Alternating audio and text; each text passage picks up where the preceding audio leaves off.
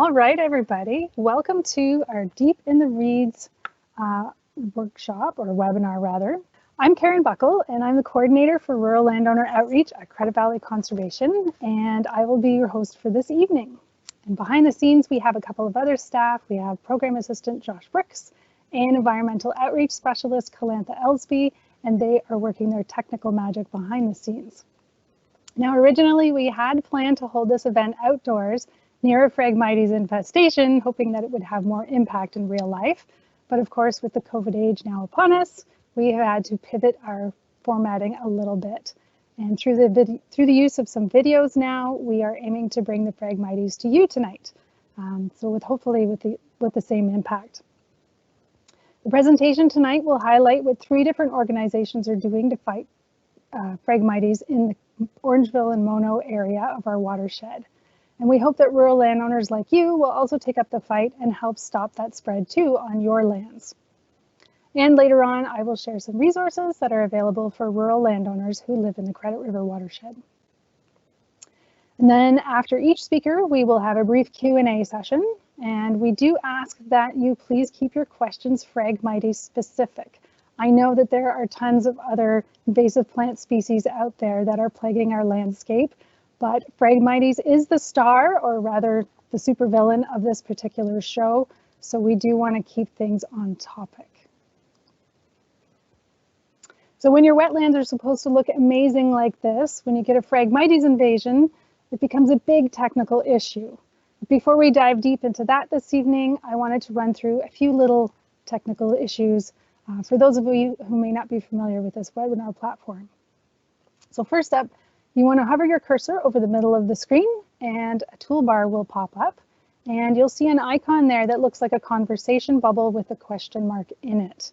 So you can click on that. That is your method of communication with us tonight. That's the question box or the chat box, depending on what I decide to call it. So this is how you communicate with us. If you happen to have any questions for our speakers tonight, you can pop them in there at any time during the presentation. And even if you have technical issues during the presentation, you can post them in there and Josh and Kalantha can deal with you behind the scenes. You won't necessarily see your questions posted until we publish them for all to see, but we will aim to answer most of them. And if you do happen to see a question posted there that you also want the answer to, instead of typing it in again, you can use the thumbs up icon to like that question, and the questions with the most likes will get answered first. So if you haven't done so already, please take a moment now and complete the sign-in form before we begin. And Josh has posted the link to that inside the question box. And the idea here is we just need your name and your email address to be able to send you the webinar resources after the presentation. And of course, this webinar will be recorded as one of those resources for you participants. So a few words about Credit Valley Conservation. This is a map of our watershed. Get my laser pointer clicked on here. So the area we're talking about tonight is the Mono Orangeville area up here at the top in the headwaters of our watershed. And of course, this watershed drains the Credit River into Lake Ontario down there. So we have participants from near and far here this evening.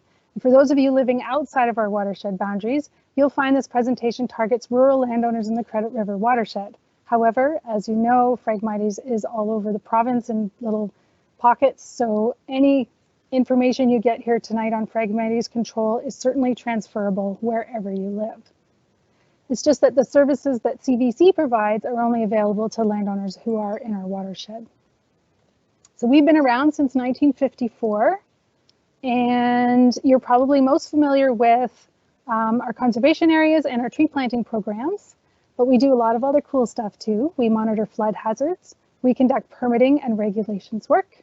We lead research and innovation to keep our environment healthy and climate change resilient. And this work is made possible by the support of our municipal partners who provide the funding for the delivery of these programs and services. We acknowledge that the land on which we live and work and that the entire Credit River watershed is part of the treaty lands and territory of the Mississaugas of the Credit. Our watershed is the traditional territory of the Huron-Wendat, Haudenosaunee, Métis, and most recently the Mississaugas of the Credit. As citizens, we continue to be party to the treaties made with Indigenous peoples and we recognize their enduring presence on this land. And we affirm that this land and water is our common source of life, and we must all share in its care and its prosperity. So we hope this webinar tonight will help you care for your land and water and help prepare you for the challenges that we all face together. So our first speaker tonight is Brianna McLaughlin, and she's an invasive species technician at Credit Valley Conservation. And she's originally from the London area and first became interested in invasive species when she was doing her master's degree. So she was a volunteer for the Thames Talbot Land Trust, removing buckthorn, garlic mustard, and of course clipping Phragmites seed heads, which we'll talk more about a little bit later. So a couple of weeks ago, Bree and I hung out in a local Phragmites patch, and I asked her, while we were there, I asked her to give us a crash course on Phragmites 101. So here is that video clip now. Hi everyone, Karen Buckle here from Credit Valley Conservation. I'm in Dragonfly Park here in Orangeville, and I am joined today by Brianna McLaughlin. She's the invasive species technician at CBC. So where would we find Phragmites? Phragmites originally came from Europe and Asia, and it is spread all across southwestern Ontario, and it has become a big problem. It really likes wet areas, so it's often found ditches, roadsides, ponds, wetlands, anywhere where it can get its feet wet. It'll grow about a meter above the water table and about a meter below the water table. So it really likes sort of wet, soupy areas or semi-dry areas. This is Phragmites behind us here. It's this very tall grass-like plant. It has blue-green leaves that end in a sharp point. And every fall, around September, October, it gets very tall, fluffy seed heads. They start out in a sort of purplish brown color and then turn very fluffy and white as the seed heads get mature. They have, where the leaf meets the stem is called the ligule, and in that place they have a very fluffy, small white hairs that look a lot like what you might find growing out of an old man's ear, and that's a very distinctive characteristic of Phrag, and it's one of the things that separates them from a lot of the look-alike plants that they might have.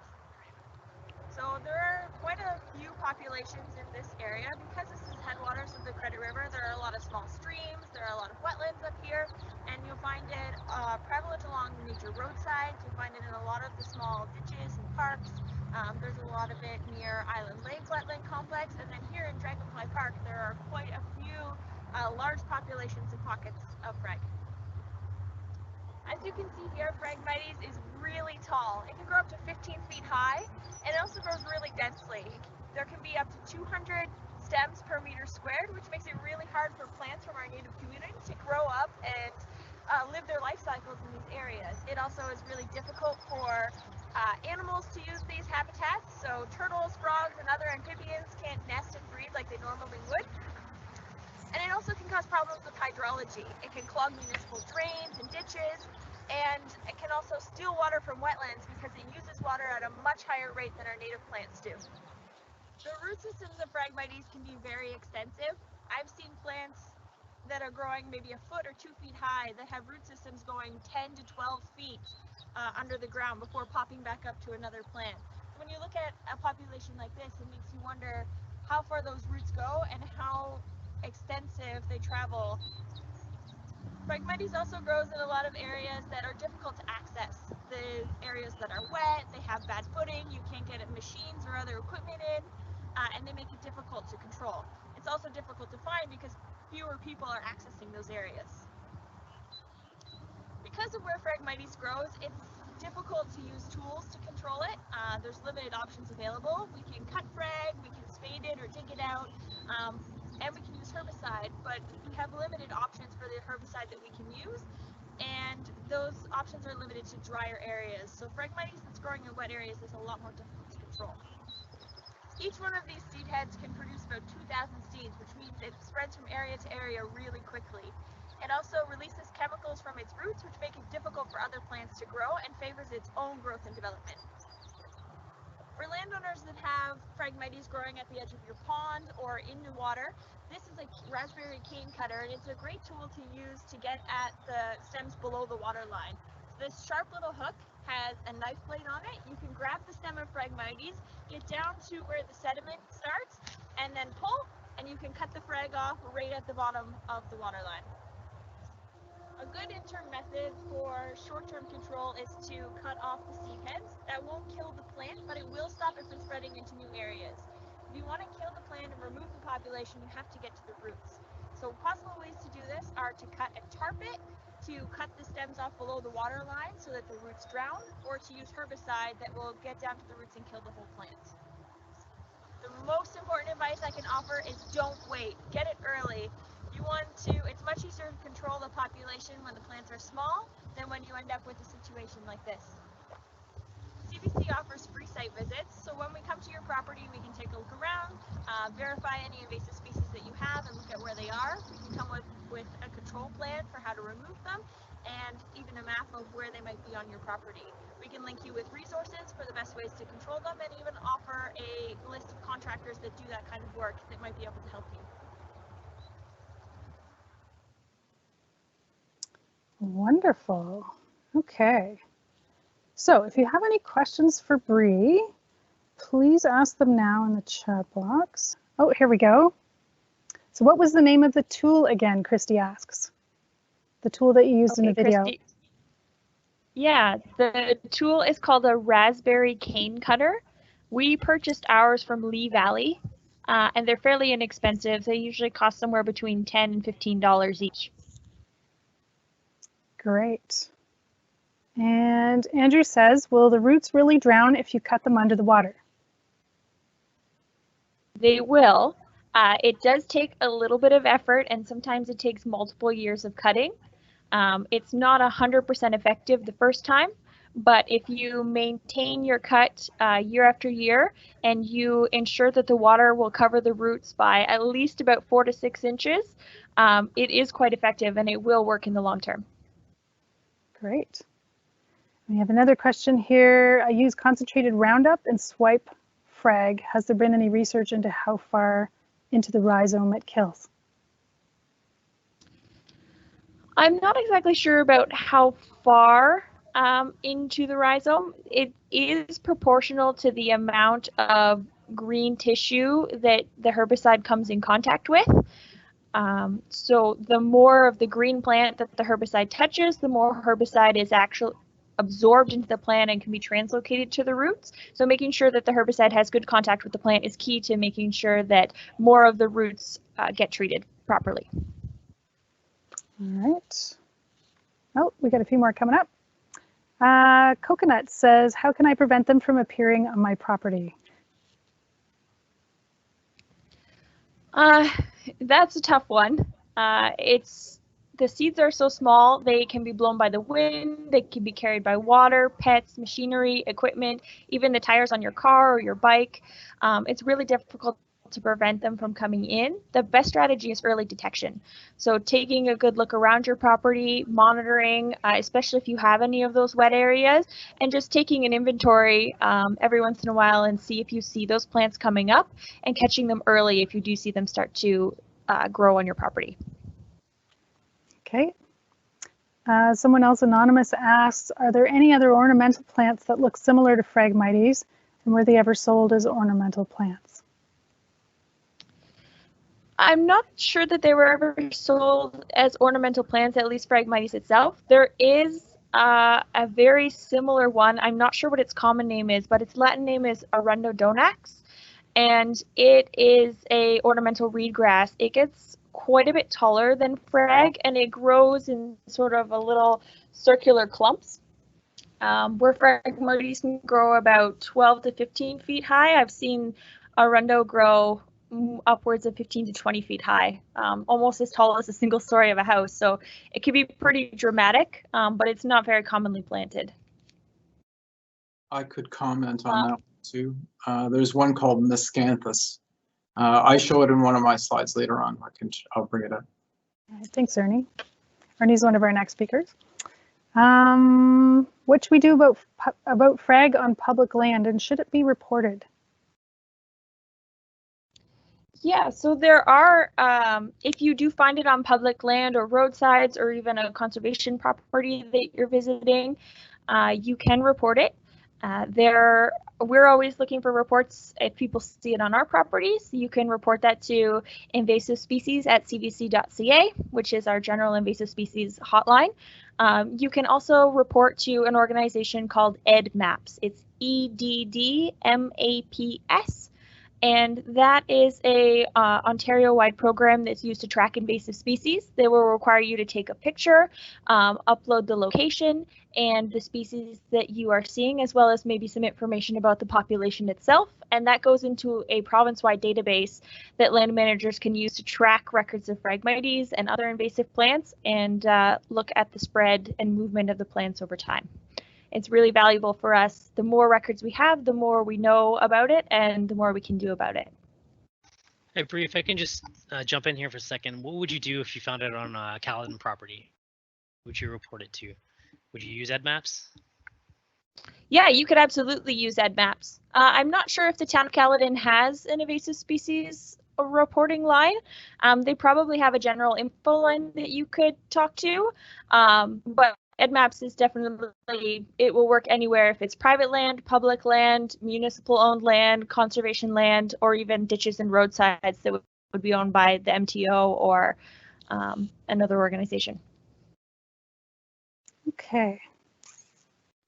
One other question here. Do we need to wear gloves to remove Phrag? Is the sap an irritant? As far as I know, there are no health effects of using Phrag. Sometimes the leaves can be a little bit sharp and the stems can be kind of pokey. You might get a little like paper cut kind of thing, grass cuts, but the sap is not poisonous. It doesn't cause any rashes that I know of. Okay. That's about all the time we have for the fast 5 minutes here. I think we will move on to our next speaker now. There will probably be time near the end to answer a few more questions, and we also have two other question periods after this as well. So our next presenter is Karen Morrison, and she's the chair of the Headwaters Streams Committee in Mono. And she's been the chair since about 2012, so she's been there quite a while. And she was raised in Orangeville and describes herself as someone who cares deeply for the environment, and she does a lot of volunteer work to help on environmental initiatives. And Karen's group has been exploring a number of options for Phragmites control on public lands. We did have a question about public lands earlier. And she's presenting tonight on a pilot project that they started last year. And following her PowerPoint presentation, we will also have another video to show you on some of the results of that project now. So Karen, you can share your screen now if you haven't done so already.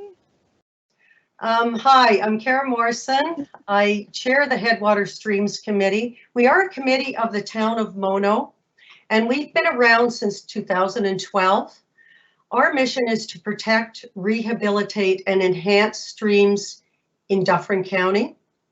As part of our work on streams and ponds, we embarked on a program that allowed us to come out to about 24 different ponds within Dufferin County to evaluate the health of those ponds.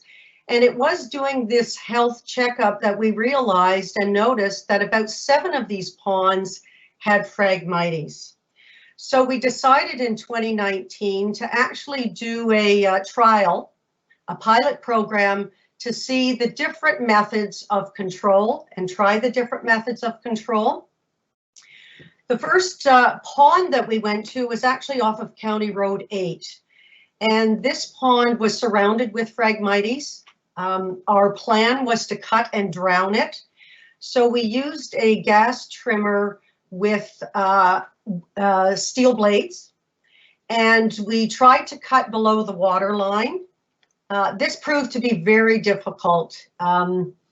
What happened is as soon as we got under the water to cut the Phrag, we lost all torque. So the blades were not going around fast enough to actually be effective. So what we did is we went to plan B, which was to cut and burn the Phragmites. So we took a sawtooth blade, we cut as low as we could to the water line, and then we moved those stalks to the lawn with hopes that the family would honor their commitment to burn the stalks and then to keep cutting when they noticed that Phrag was returning. This is the pond that we went to this year. This is the same pond. And as you can see, the family is very committed to controlling the Phragmites. And we're very hopeful. The family can use the pond, they can swim, and they can see it from their house. So they have just made it part of what they do regularly. They check to see if there's any new growth, and if there is, they deal with it right away, and they burn the stalks. The second location we went to was a more urban landowner, and as you can see, the Phrag is interspersed with the other vegetation, which is quite mature. What we did is we used a higher concentration of Roundup, which you need a chemical license for. We bought chemical mitts, as you can see, the blue glove, and we bought a car wash chamois and saturated that with the concentrate. Then we wicked the entire stalk and the leaves. This actually was effective. The downside of this is if you touch any other vegetation, you will kill it as well. And it is no longer recommended or encouraged because of the health concerns around the Roundup. These are two patches we worked on in Orangeville. The patch on the left is actually the Friendship Gardens, Headwaters Friendship Gardens. And this patch was quite manageable. We ended up using long-handled pruners and manual hedge trimmers, and we cut the Phragmites as low to the ground as we could, and we tarped and pegged.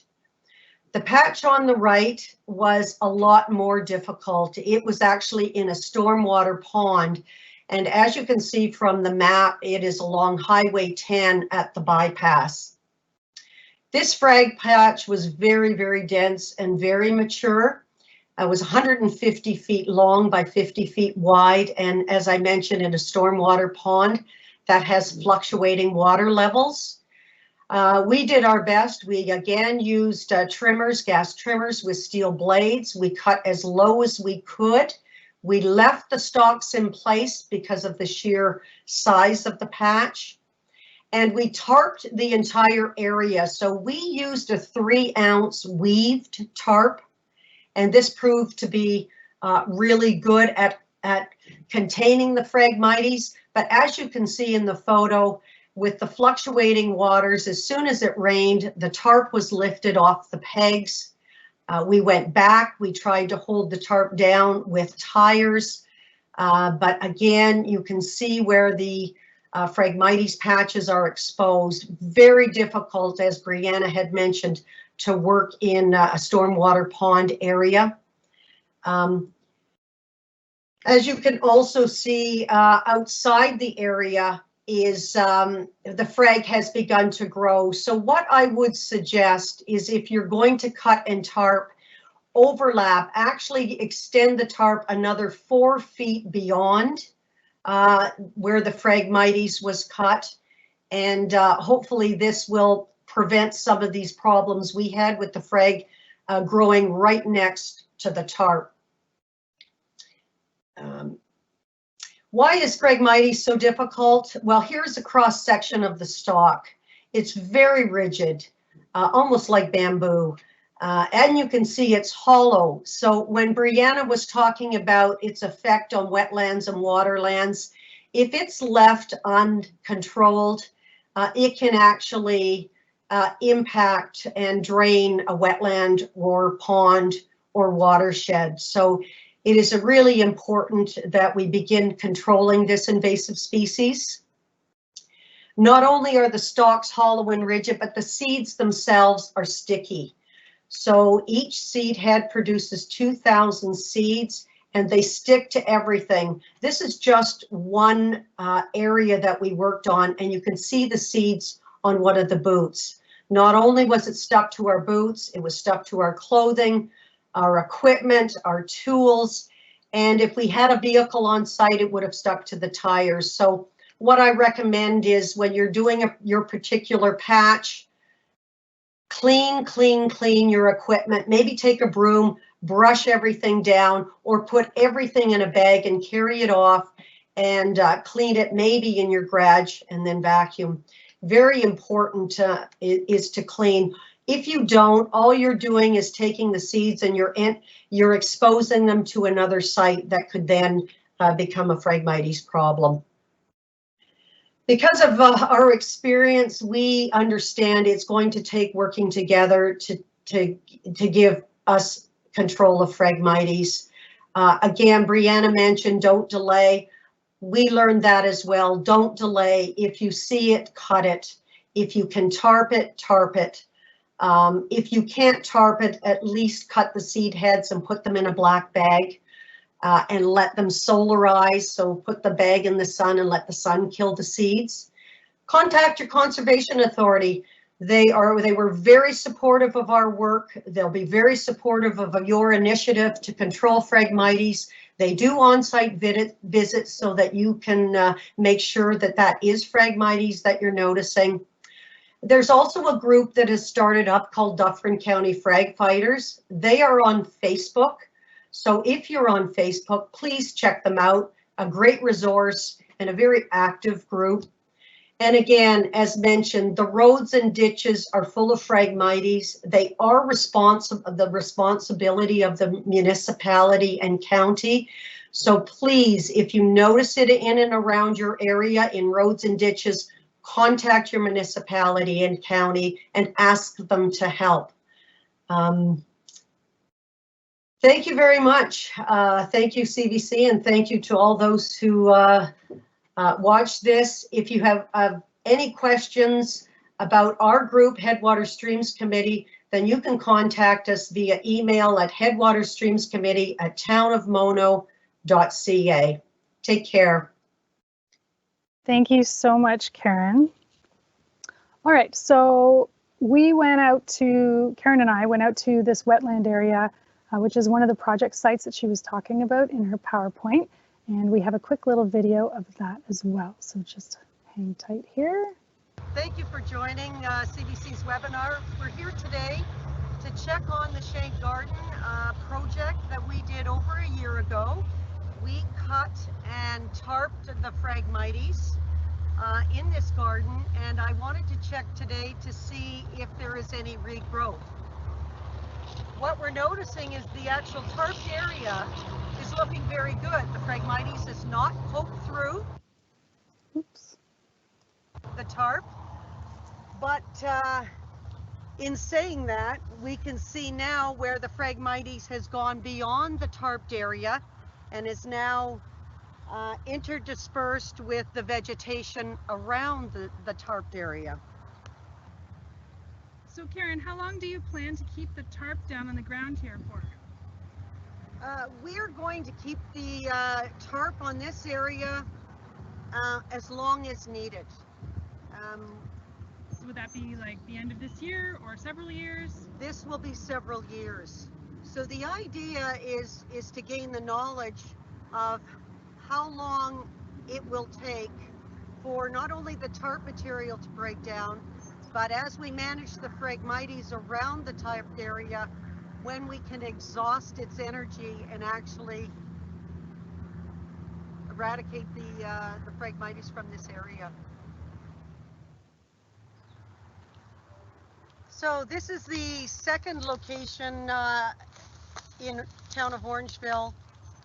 This is a stormwater retention pond that is about 50 feet wide by 150 feet long. And we cut the Phragmites here about a year and a half ago and tarped the entire area. And as you can see, with the intense rainstorms that we got, as the stormwater pond fills up, it pulled the pegs out, and with the wind coming up, it's moved the tarp completely. Now I think the message, the lesson that we've learned from this one that I hope everyone will remember is don't leave it. This is an area that could have been tackled if it was a small patch, and it has become a very, very large patch. Some of the Phragmites are about 18 feet high, and now our only recourse on this could potentially be spraying the area, which is something we wanted to avoid. Okay. So now's your time to ask Karen some questions, if you have them.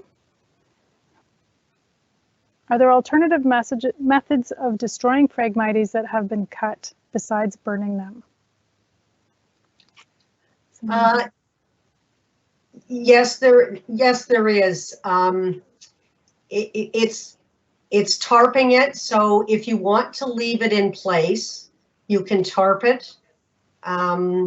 If you want to, I think the thing is to put the stalks, if you're not going to burn them, in something black and heavy. So either you're wrapping them in a tarp, you can remove them from the site, wrap them in a tarp and leave the tarp. Or if it's at all possible that you could tarp over the area and use long tent pegs and just leave that in place, that has worked as well. All right. So I'm not seeing any other questions specifically for Karen. I think we'll end it there, and maybe we'll come back to Karen if there's any other questions for her later on in the end, and we'll move on to our next speaker. Does that work for you, Karen? Awesome. Thanks so much, Karen.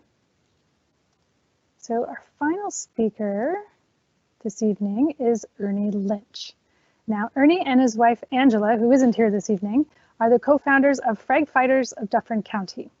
And together they are also the owners of the 40 Sustainable Farms in Mulmer Township.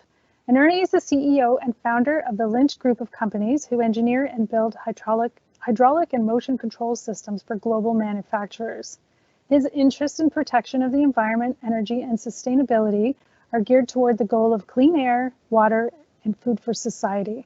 So Ernie's presenting tonight on the Phrag Fighters group, what folks can do at home to control their phrag, and how to get involved in your own community. So Ernie, you can share your screen any old time you're ready. Okay, can you hear me and see me? Yeah, I can hear you. Okay. Not yet see you. Okay.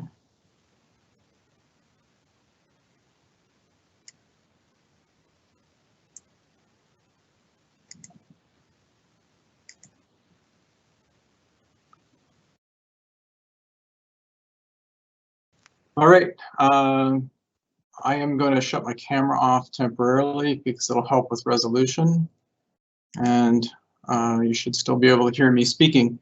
Thank you very much, Karen and the Credit Valley Conservation Authority team. Everybody's been very helpful and very inviting. I'm glad to be that Phrag Fighters is part of this momentous occasion, your first Phrag webcast. Advance my slide here. Okay, you should be seeing a map now. Yes. Okay, thank you. This is a map to show you where Phrag has established itself in the upper states surrounding the Great Lakes, and also 3 provinces, Manitoba and Ontario and some of Quebec. I wanted to show this slide because you can see quite clearly the Trans-Canada Highway and the interstate system of the United States. It follows transportation corridors. It moves along with construction equipment and trucks, cars, anything that is moving. As was alluded to in with previous presenters, it can get on anything, and vehicles is one way that it's really, really well transported. Our motto is get the frag out of here, and this slide was taken by us in Brampton, Ontario. The GTA is really, really infested with frag because of the 400 series highways. It gets on, again, all the vehicles, and it takes it everywhere. When we first contacted the town of Shelburne to do a delegation, they said, we're not rural. We're a town. We don't have frag. Well, Angela's standing here in front of the largest factory in Shelburne, and we're not picking on Shelburne at all. This is just to show you how prevalent it is. She's standing in the ditch close to one of the main intersections in Shelburne. You can't see the factory because the frag is already so high. The slide on the right is the lady is holding a 20-foot yard or stick that shows that the frag is about 18 feet there. So what we don't want, Dufferin still has a chance to keep frag from coming in. If you go through Dragonfly Park or Island Lake, you can see that there's tons of frag already, but there's lots of areas where it's still controllable, and maybe we can get it under control in Dragonfly and Island Lake as well. So our mission statement, Phrag Fighters is an advocacy group formed to educate the public and those affected by Phragmites australis, also known as the European common reed, and to help facilitate the control and elimination from our local environment. We realize the impact it is having on our wildlife, wetlands, and agricultural community, and we will do the utmost to connect stakeholders with the resources they require. So these are three areas that affects directly. Wildlife is one of them, of course, that we're all concerned about it. Agriculture, definitely. If drainage ditches and tiling that's been done in fields is allowed to get plugged up with it, it can cause flooding. All of a sudden you get a heavy storm, a farmer can lose a crop, and we don't want to see that happen. And we don't want to see farmers having to spend their time controlling frag. We'd rather that they be aware of it and get on top of it right away. There are a lot of tributaries, ponds and streams that are all flowing into three of the major rivers in our particular zone. There's Grand Valley, Nottawasaga, and of course Credit River are the three major ones. And we need to keep on top of the tribs that are flowing into those. There's also recreation, and I've seen many slides. This is a paddleboard application, but I've seen slides where people have been kayaking and canoeing. They can't even move their watercraft through the areas where they once were, and they certainly can't see anything because the frag is up 20 feet beside them. So what do we do as an organization? Yes, we're an advocacy group, and I will read through these, save you doing it, but we learn and share best practices. We educate our members to educate others. We speak to community groups, work with all levels of government, not just townships, but townships, counties, provincial and federal governments. We assist roads and works departments to establishing frag contract protocols and inventories. Now, by protocols, what we're referring to is contractual arrangements with people who are bringing equipment and materials in to do jobs within the township. They want their vehicles to be clean and free of frag. So they're not bringing it in from, say, a 400 series job, 400 highway series job, where they've picked up seeds and they're bringing them in. Don't want that. Inventories, when a township first starts out, they will have their road crews actually reporting in and isolating where the stands are, how big they are, and at what stage of development are they? Are they babies or are they 18 feet high? What exactly are we dealing with? Because this will fall into what happens with contracting out to have those stands eliminated. And more of what we do. There's only 2 slides of what we do. I've kept it to 2. Identify best opportunities for frag elimination by works departments. In other words, what do we feel is a good way to spend money and attack first? What makes most sense and what is going to be the most effective? Coordinate seed head cutting with road crews and trimming operations. And what that means is trimming is done a couple of times per year on a contractual basis for, lack of a better word, we time it so that we are cutting seed heads before trimming is done. If the seed heads don't get cut, the trimming gets done, the stalks fall down, the seeds fall down, and we've lost that opportunity. A liaison with universities to incorporate current science and research on frag. There's an invasive species council seminar and annual meeting, general meeting that Angela and I have attended. We've picked up a lot of information and met a lot of researchers there, so we can get good information and give our members the latest of what we know. Facilitate research on safe and sustainable methods of frag elimination. There are ways to do it that have not been developed yet, but are under development, and we can share those later on once we are successful in through the research stage. And to also promote safety when our members are working roadside, wearing proper apparel and having safety signs put out, et cetera, et cetera. There's the other presenters, Karen and Brianna, discussed tarping, and there's digging, and there's all kinds of different very pretty labor intensive methods of controlling. This particular slide is a tarping operation. This is done in the township of Mulmer by private landowners. We know them. They're very, very conscientious people, and they realized that they had a problem. This is actually attempt number 2 to do this. Attempt number 1, if you ask them, they would tell you it was a brutal failure because of weather. And Karen, you can attest to the weather.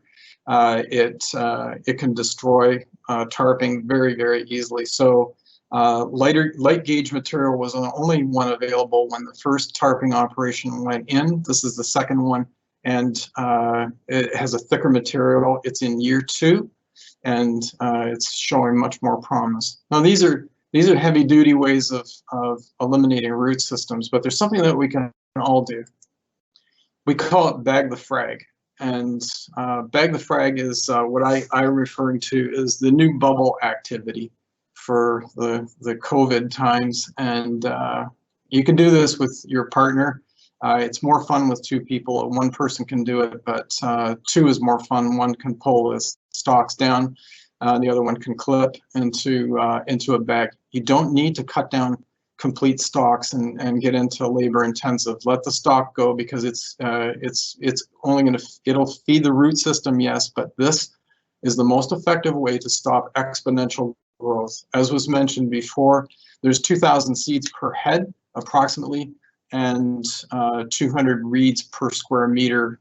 Quick math is 400,000 to 500,000 seeds per square meter that you're eliminating, and it's quite an effective way of getting it done. I do suggest, though, that you don't wait too long. Those seed heads in the previous slide is I'll go ahead here. The previous slide showed an immature seed head, not ready to drop. You've got a couple of months to do it, but in the lower area of the Credit Valley watershed now, it's warmer. Seed heads are starting to appear, and they will stay in these seed heads for a couple of months, so you do have time. You've got time to get educated. You've got time to go out and cut. Thanksgiving may be a good time for you to go out and do it. And learn about frag. You can learn about frag from us and other areas, but ask questions. I say impress your friends. Don't talk about politics or religion at Thanksgiving. Talk about frag and show them how smart you are and what you've learned. The average person will say, what's that? I don't know what you're talking about, but the next time they see you, they'll say, it's everywhere. It's literally everywhere, and they'll then start looking for it and being conscious of it. We do know that 5% was our high estimate. 2% of awareness is what we come to realize that's how many people know about frag. We want to improve that. We want to educate people. This is how small a seed head is, or a seed is. That's a pair of tweezers that you see there. They're very light. If you have them on the desk or table in front of you, all you have to do is just breathe, and those seeds are flying. They can easily travel for quite a few miles. Brianna was asked before about what is Phrag and what isn't Phrag, and I mentioned this one, miscanthus, and this is not Phrag. This is an ornamental. It comes from Asia, and it looks a bit like Phrag, and people will mistake it for Phrag, but it's not. It's not Phrag. It's I've got a piece here. You can see it. It's very feathery. It's soft. It's beautiful. Let it grow. Don't mess with it. Just leave it alone and concentrate your energy on Phrag. So I've reached the end of my time, but I'm open for questions, of course. And I want to thank Credit Valley and everybody that's listened. You can reach us at our email addresses there. You can find us at Phrag Fighters Dufferin County on Facebook and soon to be on Instagram as well. And remember, get the Phrag out of here. Thanks so much, Ernie. Okay. All right. So we have one question for you. So far, Debbie is asking, is the Dufferin Phrag group looking for volunteers? Yes, the answer is yes and no. We have not approached a lot of people to do work, and we don't want to discourage people from joining thinking that, oh, if I put my name on or if I sign up, I gotta work. I gotta go out and do stuff. That will come, and the people who actually do want to do work or do a bag of Phrag operation or something like that, then yes, we would ask people to volunteer there. But first step is to join the Phrag Fighters. As I say, it's free, and we've got a lot of good standing members. We have 5 mayors of townships and many councillors on the group. The first mayor to join was Janet Horner of Mulmer, and she's a great advocate for us. And so we got government backing, and there is some dollars being spent actually on Phrag fighting. They do realize that it is a problem. So I hope that answers the question. All right, yep. And really briefly, we're almost running out of time here. So Valerie asks, what do you think the future looks like in terms of Phragmites invasion? It looks grim. But because groups like ours and others are starting up, and we are starting to finally build awareness, I think that it will be something that comes under control. It's been let go for way too long. Started 200 years ago, but it's only been in the last 25 or 30 years that it's really started to propagate in other areas. Great. All right. Thank you so much, Ernie. You're welcome. So hopefully everyone can see Ernie's face on my PowerPoint again. And we're almost up to time. So I'm just going to move through the next few slides pretty quickly. So we hope all of our speakers have inspired you to take action to protect your land and water. And when we keep our wetlands healthy, that leads to healthy watersheds and also healthy people. So that's why CVC has an interest in educating rural landowners about the threat of invasive species. So obviously keeping invasives out of your wetland is just one of the ways that you can protect the health of the local watershed. Your local conservation authority has lots to offer if you're interested in learning other ways to manage your land and water. From engineers to ecologists to restoration specialists, we have the expertise, the advice, and the services that you need. So through Credit Valley Conservation, we can offer rural landowners workshop and webinars like this one. We can offer site visits where we can point out some opportunities for improvements or enhancements, like what's going on in this photo here. And if a project is your next step, we have some subsidies and funding available for a variety of project types, including invasive species control. And if it's services you're looking for, we have a plethora of them. So we can provide, like Brianna said, we can provide advice on invasive species control, tree planting, forest management plans, meadow restoration, aquatic and wetland restoration, and of course habitat structures. And if we can't help you, we are happy to connect you with outside contractors who can. You can always reach us at stewardship@cvc.ca. So I think We still have a couple more questions that we could probably answer, but in the interest of time, if you do need to slip out early, here's my contact information. We will send all the participants an email afterwards, which will probably be tomorrow, with webinar resources, including the recording of this webinar. So in order to get that, please be sure you gave us your email address in the sign-in form that Josh had posted at the beginning in the Q&A listing. I think he's going to post that again so that it's closer to the bottom of the list. So you want to look for the sign-in form for that. Also, we have a webinar evaluation form. So obviously, webinars are a new offering for us with the COVID age. So any suggestions for improvements are greatly welcome. So if you could take a few moments tonight, there's a webinar evaluation form also posted in that chat box by Josh. So sign-in form completion and webinar evaluation form completion would be super appreciated. So we will stick around for another couple of questions just to get those last ones answered. So if you want to stick with us, please do. But if you do have to slip out, please come again and check us out for another upcoming event at cvc.ca/events. So I'm just going to go back to our other screen. Thanks so much for joining us, by the way, if you are leaving us now. But we'll go back to those questions. Answer a couple more just for 2 or 3 more minutes. Okay, so there was a couple in here. There's one for Karen Morrison. So Karen, you can turn on your mic. So Beatrice asked, who provided the funds for your operations? Oh, that's a great question. We had multiple contributors. Financially, the town of Mono gave us some money to get started on this project. We reached out to the town of Orangeville. They loaned us a gas trimmer. We reached out to the Bruce Trail, who loaned us a trimmer. Fred's Tire loaded up used tires and brought them out to the big patch so that we could try and hold the tarping down at the stormwater pond. And then, of course, volunteers.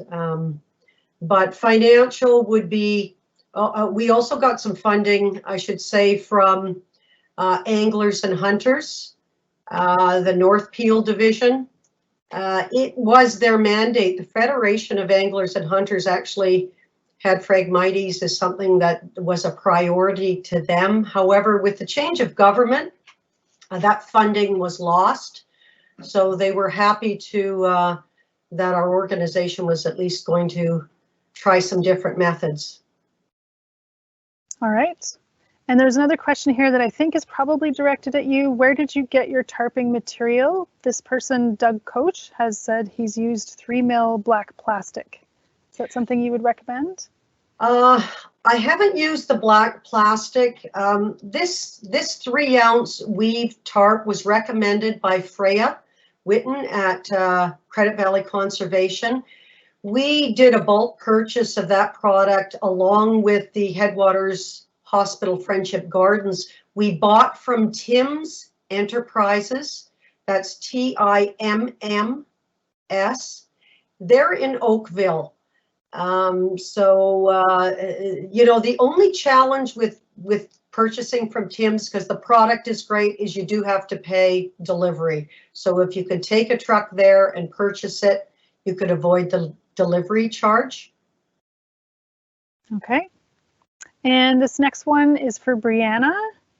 So this one is from Jay, and he says, what do you recommend for frag in the water? As far as treating it, I'm assuming think the so. difficulty with frag in water. Yeah, the difficulty with frag in water is that there are no overwater herbicides registered for use in Canada right now. There is an approval process moving forwards to hopefully get that rectified in the next couple of years. But for right now, the best option for frag that's standing in the water is to cut to drown. So that is the cutting of the stem below the water line and continually cutting it so those roots drown out. Now, that trick with cutting below the water is that you need the water to be over top of the cut part at least 4 to 6 inches for at least 6 weeks, if not more. So you really do get better success in deeper water. Right along the rim of your pond or the edge of a creek, it's really difficult to get the same kind of control. All right, and we have one more question from Christy. She asks, does the CBC have a day when people can help cut Phragmites down? I don't have one on my property, but I would be willing to help get rid of them. Yay! Yay, volunteers! We love volunteer labor. We would love to have you out to an event. We were actually, our team was talking about initiating a Phragmites cutting event this fall, potentially, in Orangeville at Island Lake. We've traditionally done buckthorn and garlic mustard removals at our property, but we have, because Phragmites is becoming such a talked about issue in the Orangeville and surrounding area, we were actually looking into doing a activity with cane cutters this fall. So stay tuned on our events page, and if that becomes a reality, maybe not this fall with COVID, but perhaps next summer and fall, we would definitely love to have you out. Awesome, thank you so much. Okay, Josh, I'm going to call on you here. Is there any more obvious questions that I did not see that I missed here? I just kind of had a general one that's kind of been talked about. So if you're deciding you want to cut your seed heads yourself, we're going to put them in plastic bags. How long would you typically keep them in there to ensure that they're dead? And then how do you dispose of them after? And should you burn the stalk of the Phragmites after you've cut it down? Okay, I think that one's probably for Bree. Yeah, sorry. Okay. Thanks, Josh. Okay, so that was a multi-parter. Hopefully I can remember all of those. So as far as how long to keep the seed bags, seed heads, solarized bag to ensure they're dead, you'd want to do it at least 2 weeks. Longer is better to make sure it gets really good and hot. Temperature is also important, and the type of bag you're using. Black plastic garbage bags work best, and you want it to be in a sunny, hot area. So if you're doing it in October and the weather's kind of cool, I would leave it in the bags for longer. If you're doing it in late August, early September, and the weather's hot, probably 2 weeks might be enough.